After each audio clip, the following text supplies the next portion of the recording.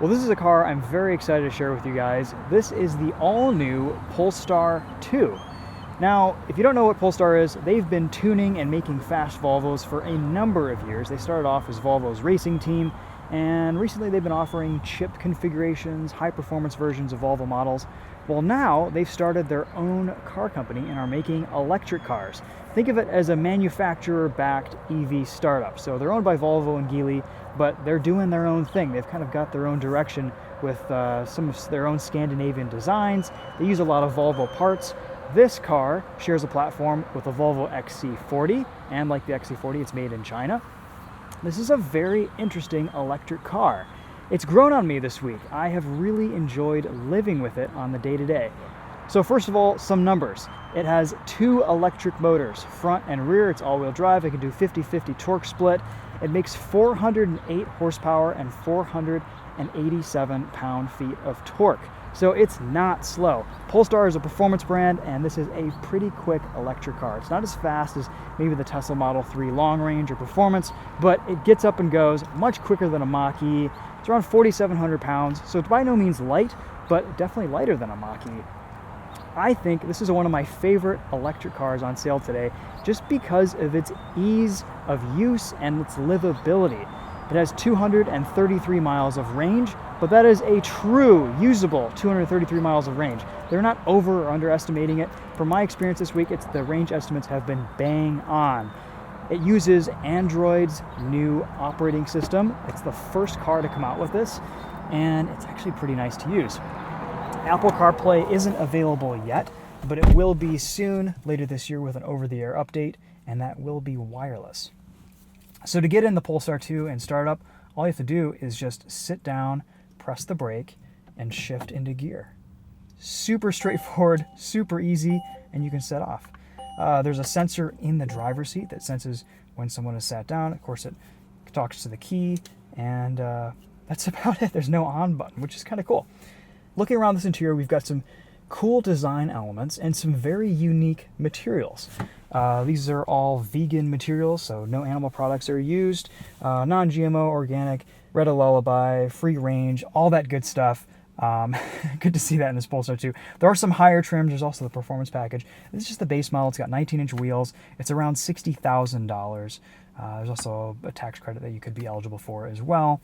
So about the same price as some of the higher trim offerings from other manufacturers. And I do think this Polestar 2 has a lot to offer. There was the Polestar 1, which was a plug-in hybrid 600 horsepower electric car with also a 2-liter turbo engine. Haven't seen a lot of those in the United States. I'm not really sure there are any press cars, but this Polestar 2 is more of a mainstream electric vehicle. The Polestar 3 will be coming out, I don't know if later this year or next year, but that's going to be a high-performance SUV. So there's a lot more to look forward to from the brand. Let's talk about this space. We have a lot of familiar Volvo switchgear. A lot of the buttons, the knobs, the controls in here are taken straight from Volvo's lineup. We have a fully digital center gauge cluster and this Android operating system. It's a really nice system to use. This infotainment has been fantastic. It's a little bit of a learning curve initially, but everything is organized well. You can use swipe controls. It's responsive. I hope that other manufacturers start to adopt this Android system because it's a very good system. And your standard maps are Google Maps, and it doesn't really get much better than Google Maps. You've got a home button down here at this bottom line that you can just tap, and it'll take you back to kind of a main screen that gives you a bunch of different options. You tap the car, it'll show you your vehicle controls. You have the option to engage a sport mode, change your steering feel, your one-pedal drive settings. This is a really nice one-pedal driving system. You can turn creep on and off at idle, so it kind of idles forward like a standard car would. But I've really enjoyed driving this Polestar 2 with the one-pedal drive this week. Climate controls are actually very similar to a lot of Volvos, where you've got this slider down here. You can quickly change 2-degree increments, so you don't have any odd numbers down in your climate control, which for the OCD of us is really cool. You've got heated seats and heated steering wheel with 3 different options, and you can turn your fan speeds to auto or different levels. All very pretty intuitive, pretty easy, very similar to what Volvo has done for years, but a little bit quicker, a little bit nicer to use in this Polestar. You've got some more options over here, settings, Google Assistant. You can do voice talk, with Google Assistant, which works really well in this car. You've got your camera system, which is a little bit funky looking. I think Volvo's reverse and 360 cameras have always been slightly disappointing, but they're just, the level of distortion is kind of weird, but they work well enough to get you to see what you need to see. And let's talk about visibility. So we've got these really cool frameless mirrors on the sides there. I think Polestar actually patented these. So they invented them, they're keeping them. When Volvo started putting seatbelts in their cars, they didn't patent anything, but Polestar is holding on to these mirrors, which is kind of interesting. The forward visibility, the front and side visibility is pretty good in this car. In the back is where it starts to get a little bit narrow. So, you know, the solution is you just accelerate faster than everyone else and you get around stuff. But the rearward visibility isn't amazing, even in the rear view mirror. Let's show you guys the trunk and the rear cargo space of this Polestar 2. So like I said, this is a lift-back design. Kind of a cool setup for a sedan. You've got a bunch of different configurations in here. You've got this grocery hanger and the separation piece right here, which keeps things from flying around the rear cargo area. I think it's very nice, very useful. A couple hooks to hang things right there. Same deal on the sides. You've got a cargo net and like an elastic strap, along with a 12-volt charging port. And then you've got some more storage under here.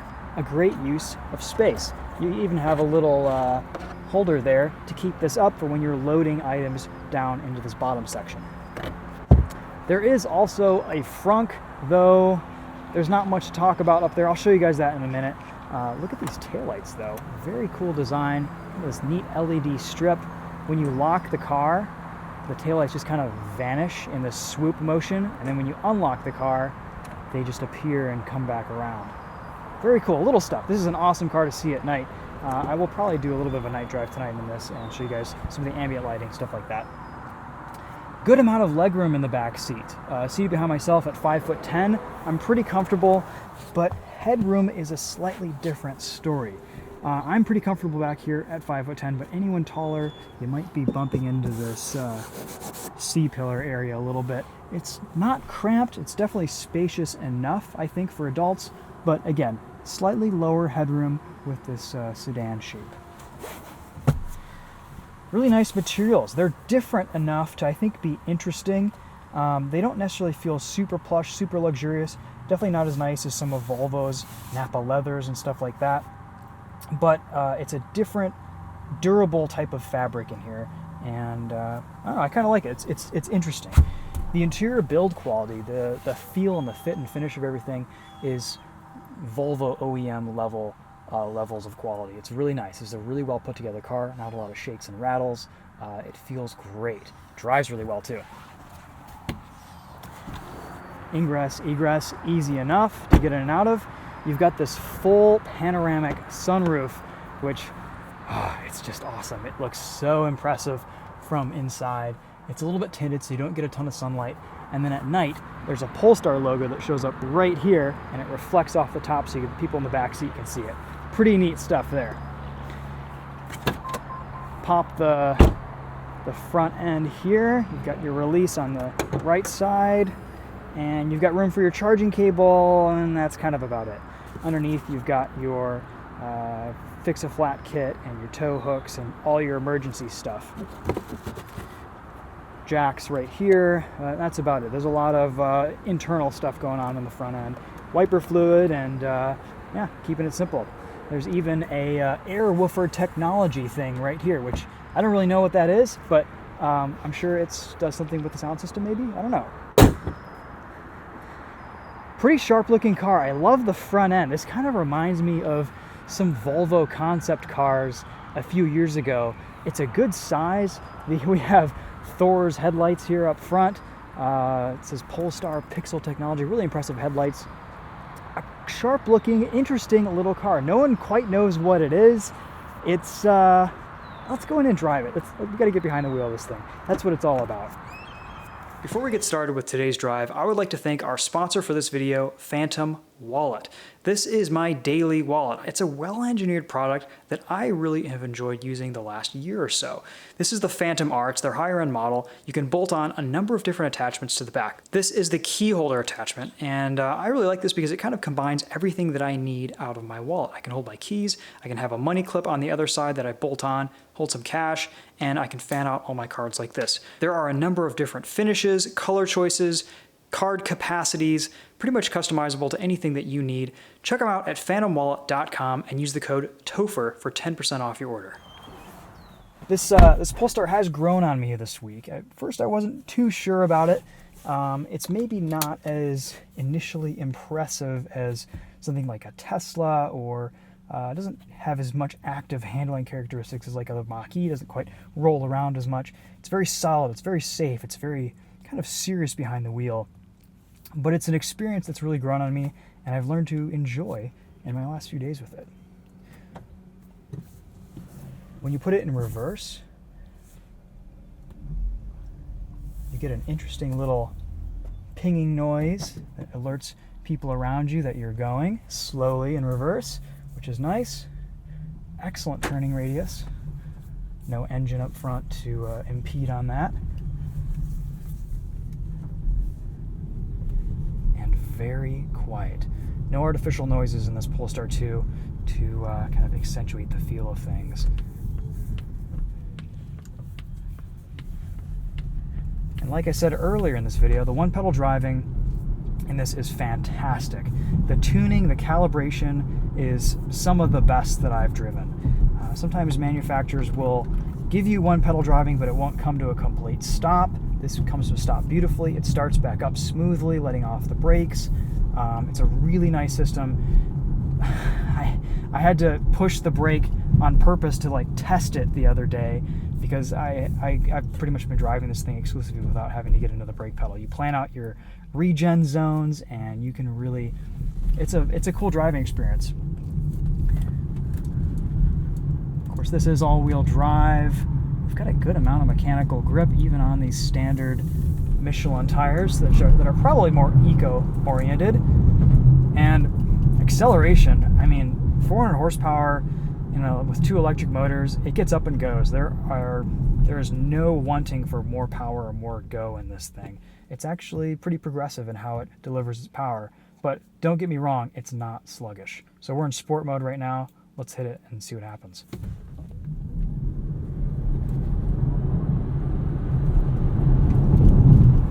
Here you go. Around 4 seconds, 0 to 60. It's quick enough. It's nice. It doesn't hurt. Some electric cars like the Porsche Taycan or maybe the Tesla Model 3s, they get a little bit painful off the line. And this is smooth. It's nice, but it still gives you that instant response and joy from just, you're off. It's fun. You can, of course, turn all this one pedal drive stuff off and just use the brake pedal like you would with a normal car. It'll coast forever, and the brake pedal actually feels really nice.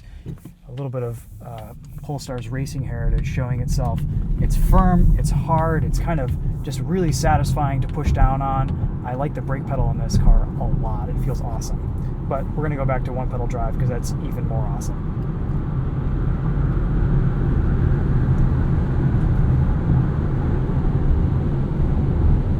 Handling is very neutral, very safe, very just predictable. There's no surprises with this Polestar. Steering feel is okay, it's decent. Beautiful NSX, well done, sir or madam. But still, it's electric power steering. You get 3 levels of steering. It says steering feel, but really it's steering weight, firm, light, standard, and it just kind of artificially makes the steering a little bit heavier. Nothing mind-blowing. It's not as sharp and immediate and direct as the Tesla Model 3's steering. Part of that sweet steering is attributed to the smaller steering wheel. This is a more normally sized steering wheel, but it's fine. It drives great. Handling is excellent. A lot of grip. Of course, low center of gravity from these batteries. It's not super heavy. It kind of hides its weight pretty well, if I'm being honest. Dynamically, this is a really good car to drive. I do have one complaint, and we'll show that a little bit later on in this video when we go over some bumpy pavement. but there is quite a lot of impact and tire noise over bumps, expansion joints, potholes, and I don't know if it's a combination of these tires, the glass roof, the chassis, just the tuning of everything, but it's pretty loud. There's a lot of bass, like deep bassy intrusion over potholes and bumps in this cabin. One of my only complaints, it might be more the tires. Michelin has been guilty of making some pretty loud tires recently over potholes and bumps, and these Michelin Primacies may be a good part of that. Otherwise, wind noise on the highway, it's very well controlled. It's nothing really exceptionally quiet or exceptionally loud. It feels about average in here. This cruise control, adaptive cruise control, works really well. The pilot assist works really well. It's just like Volvo's systems. You can skip 5 mile an hour increments very easily, hold to do single mile per hour changes. It's a really, really nice system. It wants you to keep your hands on the wheel a little bit longer than most other systems out there, but it's a great system to use in practice, easy to turn on and off. Coming off cruise control, regen doesn't throw you into the front of the car. It progressively lets off, which is nice. Ride quality is nice too. It's definitely a little bit more on the stiffer side, but it's not uncomfortable, it's not harsh. It's a really nice balance. This does not have the adjustable Öhlins dampers, and the ride quality is great. I would have no complaints. If you want to get the performance package and adjust your dampers yourself, you've got all the flexibility and tuning that you want. But from just a standard suspension setup, this is tuned very well.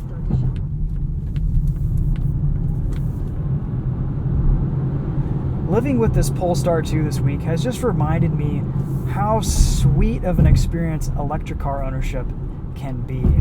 It's just so nice to get in this car, take it out for a quick drive. You could live with this and feasibly only have to charge it once a week depending on how much driving you do. Again, I mean, if you're doing a lot of long distance driving, something with around 230, 240 miles of range may not be for you, but for most people, you can start up with a full battery of juice with 230 miles of range every day. That's kind of all you need.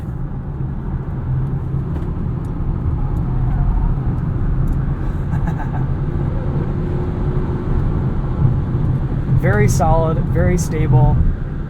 You can kind of hear stability, traction control clicking when sport mode isn't engaged, is off.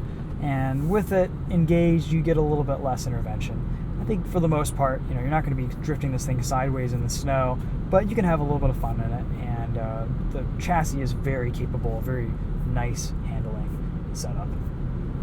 So how does this stack up to some of the competition? Because that's kind of what it's all about. People want to know, how is this compared to a Model 3? What's it like compared to a Mach-E? Well, there are some interesting differences here. I think there's a cool factor here because it's a little bit of an unknown brand. Not many people have one yet. You don't see them all over the place on the road. It's maybe not as exciting to drive as a Tesla. It's not as sharp, it's not as direct, it's not as immediate. The power level isn't quite the same. But it's so easy to live with and user-friendly that it kind of makes up for that in terms of practicality. Teslas are a little bit weird, and there is a bit of a stigma with owning a Tesla, and there's no stigma. Volvos are cool. I think this is a cool car, and there's something to be said about that.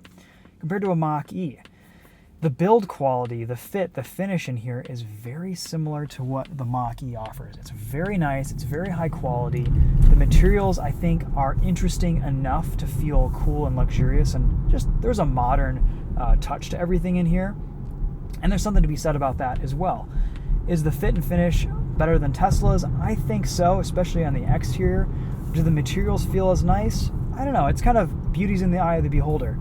Personally, this interior has really grown on me this week. I think it's really nicely put together. It's well designed. Some of the materials, I don't know how well they'll age with some of these plasticky bits, but for the most part, I think Polestar did a pretty good job designing this. And there is the performance model that adds orange seatbelts and some other features too. At the end of the day, this Polestar 2 is it's a more of a normal feeling car. It doesn't make any concessions for its funkiness and the differences in this compared to an internal combustion engine car. It's still just as usable and livable, and if not maybe more convenient in some ways than an ICE car. and it doesn't feel weird or trying too hard to be different.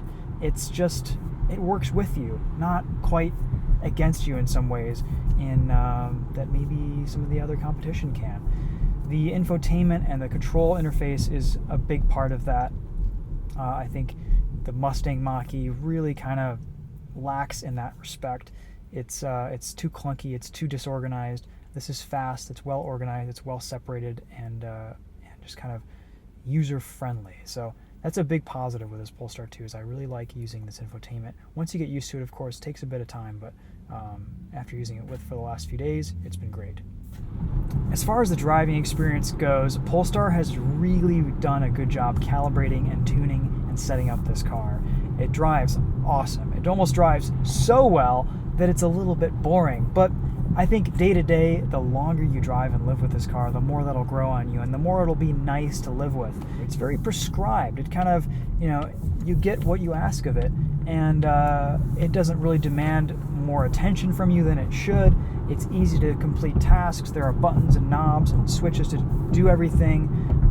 You can go in and you can change your gauge cluster layout between few different views. You've got this parking sensor view, and you've got a Google Maps view, which is very cool. And then, of course, having this Android OS is a real big plus in my opinion. Sometimes this touchscreen doesn't respond to a couple of your inputs, but for the most part, it's one of the more responsive touchscreens that I've found on the market. And for that, I really do like this infotainment. I hope other manufacturers take a page out of Polestar's book here and start implementing this. And it's so responsive. It works. It feels like a phone. Here we are, 2021, and it's about time our infotainments felt as fast as our phones. So well done there. As you drive the car, as you kind of progress and the battery heats up, you get more regen from the battery, which is fun. Your acceleration will kind of progressively increase as your speed increases. Again, really nice tuning from Polestar. You don't get all the power all at once, and it doesn't turn your brain into mush like some electric cars do. They've done a nice job balancing performance with speed with comfort. And again, props to Polestar for doing a good job with their throttle tuning.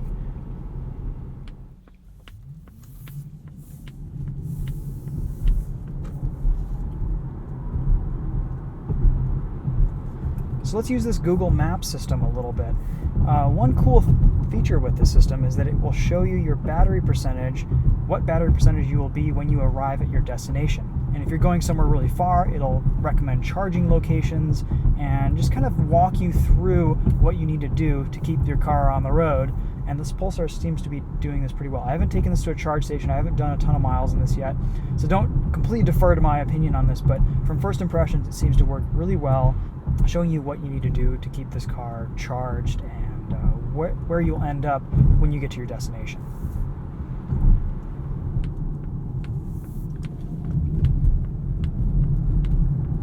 This turn signal is a little bit of a unique sound too. Next right at the south turning tree lane. Use the right lane to take the Michigan 14 East route. In half a mile, merge into Michigan 14 East. Instant torque, instant power, will never get old.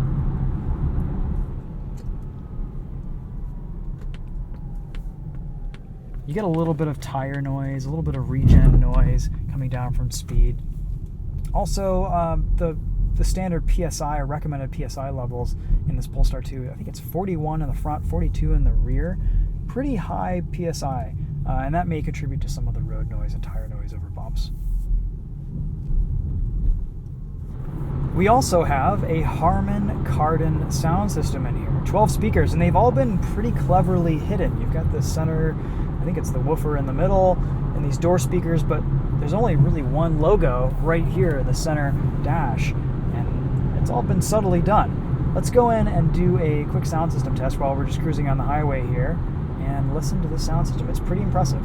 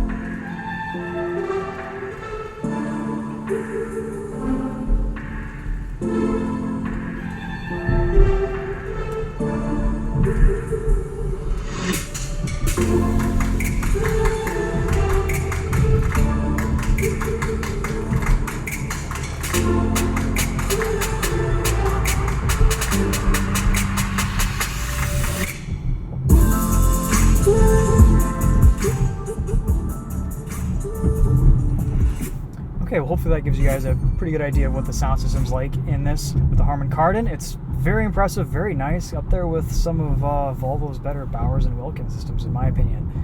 Sounds great. No complaints with regards to that. Definitely feels like a $60,000 car's audio system. It's very clear, it bumps, it works really well and integrated into this infotainment.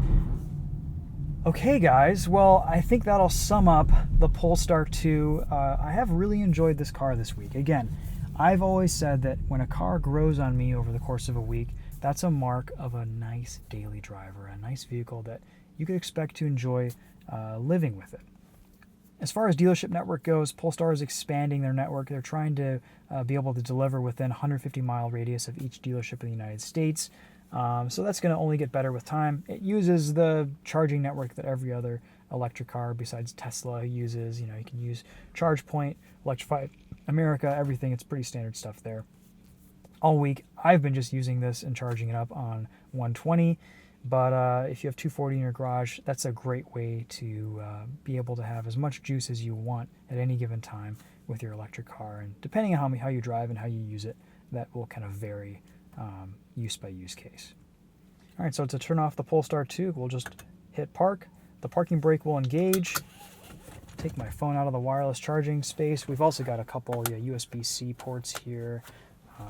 Excited to see what Apple CarPlay is like integrated into this infotainment. Polestar's definitely been a little bit late to the game with adding that into this infotainment, but with an over-the-air update coming sometime this year, that'll be a nice addition to this car. That said, though, I haven't really missed it too much this week. Bluetooth audio works really well with phone pairing, and Google Maps is just a fantastic GPS navigation system. One con of this keyless startup is that if you do have passengers and you're charging this car and you go off to go do something and the passengers are still in the vehicle, it's going to turn off. So someone's going to have to get in the driver's seat with the key and kind of leave the car on to keep climate control and everything running. Polestar could add some seat sensors to other seats in the vehicle and maintain controls or infotainment, stuff like that, while the vehicle's parked. Okay, is that everything I wanted to talk about? I think so. I'm curious to see what Polestar does with some of their other vehicles coming up in the future. Would love to drive a Polestar 1 someday. Not sure if it'll happen, but I've seen some pretty cool videos from a lot of European owners, and seems like a very interesting performance car. Yeah, good stuff. One of the best electric vehicles on the market, I think, right now, in my opinion, and a little bit of Volvo pride there too. It's good to see Polestar come out with a really strong first offering. $60,000, and with some incentives and credits there, you can get a little bit lower. Decent value, a little bit pricey still, but that's the way it is with electric cars. Batteries, the costs are still up there. We've got to wait a few more years for more adoption to bring these prices down and bring manufacturing and materials and costs down a little bit more. So, you know, if you're an early adopter and you want to get into an electric vehicle, I think this is a really solid option. If you're a Volvo enthusiast like me, I've really enjoyed this thing this week. So anyway, guys, that's it for this one. Thanks for watching. We'll see you in the next video. And then if you guys have any questions, you can follow me on Instagram at TheTopher2. And hopefully we can bring you somewhat of a night drive on this tonight, show you some of the ambient lighting. Also stay tuned on Winding Road Magazine's YouTube channel and The Daily Motor for more videos on this Polestar 2. Thanks for watching, guys. We'll see you later.